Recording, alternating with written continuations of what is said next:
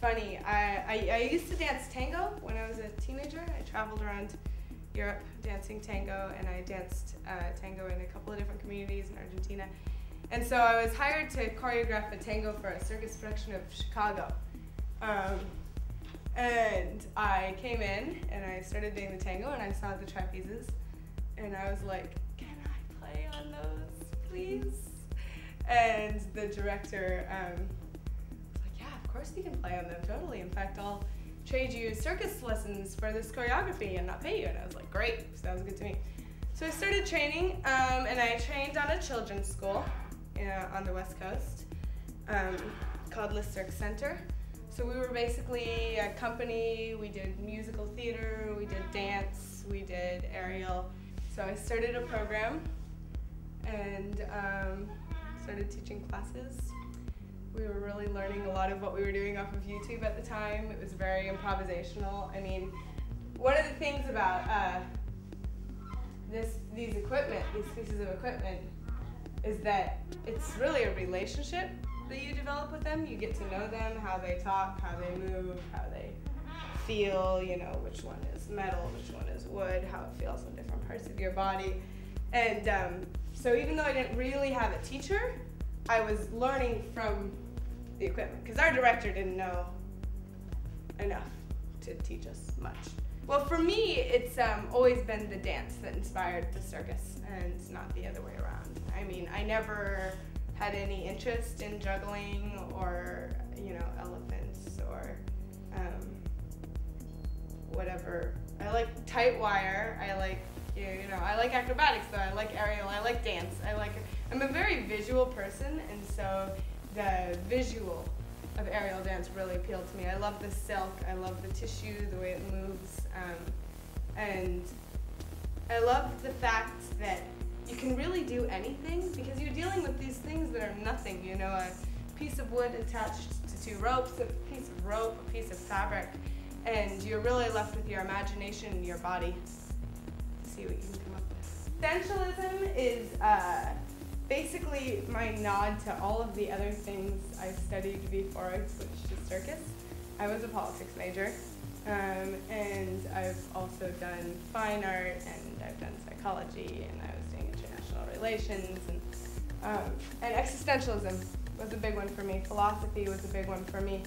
And so for me, I was thinking about these questions and these kind of nightmares of humanity and existence, and reading a lot of Nietzsche. And that was about the same time that I dropped out of politics and decided to come back to circus. And at the same time, I had also been doing a lot of yoga. So it was very much a bringing together of all of the things that were inspiring to me. Circumstantialism is dance, it's yoga, it's existentialism, it's philosophy, it's visual art. It's basically whatever you want it to be, whatever you imagine it as. It's very defiant of the traditional circus school way of thinking about training, where you have a set vocabulary of movements that's taught very specifically and very technically. It's much more individualized.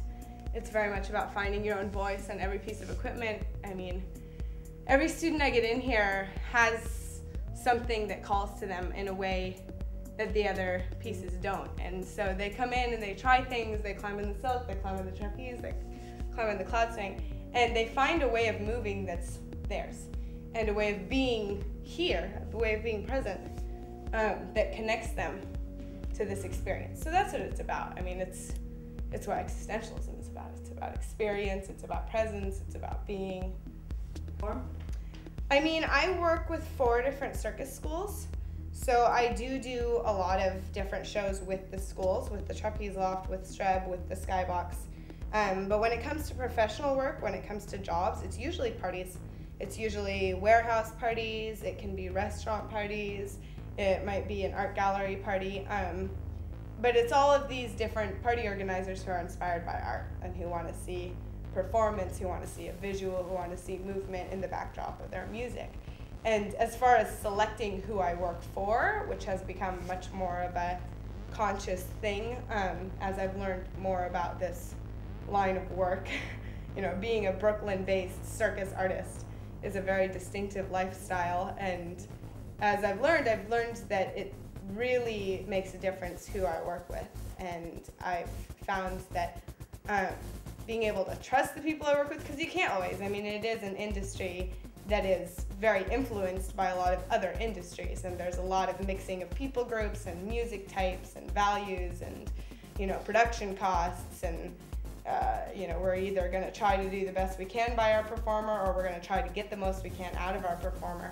And so determining that energy has become really important to me, and the music, because this is dance ultimately, and there are always aesthetic preferences for all dancers, and I have my own set of aesthetics, so I have to love the music. I have to want to move to it. It has to inspire me. I do. I like techno. I like the fact that it's so DJ based. It's very, also individualized, also open to this continual interpretation, continual evolution, continual conjunction, conflagration of many different influences and styles. And I like singer-songwriter if it's good. It's just, so much of it comes down to every unique artist. It's not something that you can generalize. And that's one of the things I really like about circus, is we have these various mediums, this rope, this string, this bar, and we are finding our interpretation of them and the way we use them and the context in which we want to put them in. It's like any other visual art where you have composition, you have your medium, you have your volume, you have your shapes, and you're thinking about this aesthetic from all of these different perspectives. So it's art. That's its relationship to the art world. Circus is an art like any other, and just as open to continual change and nebulous definition as any other. Everybody in the art world has become so used to all of these arguments for all of these different things being art that I really don't think there's any issue. I think people are just like, oh yeah, sure, that's art, just like everything else. Like, nobody wants to make that argument anymore. The whole what is art thing, I think, is very dead. So yeah, I think it's not too hard, but from a professional perspective and a funding perspective, it is difficult. You can't go to the government and say, I'm doing this art, because they're going to be like, that's dangerous. We can't support that. So that is an issue for sure. Just the very nature of the beast is that it's a type of art that is, scary to a lot of people. A lot of people are like, are you really going to hang a piece of rope from my ceiling and flip 1,600 pounds of drop weight off of it? That seems like a bad idea. So from that perspective, it can be difficult to get acceptance. But I think from a visual, aesthetic, emotional perspective, it's a very established and respected art form, especially since Cirque du Soleil. What Guy Laliberté came in and did changed the world of circus art and performance art and dance forever.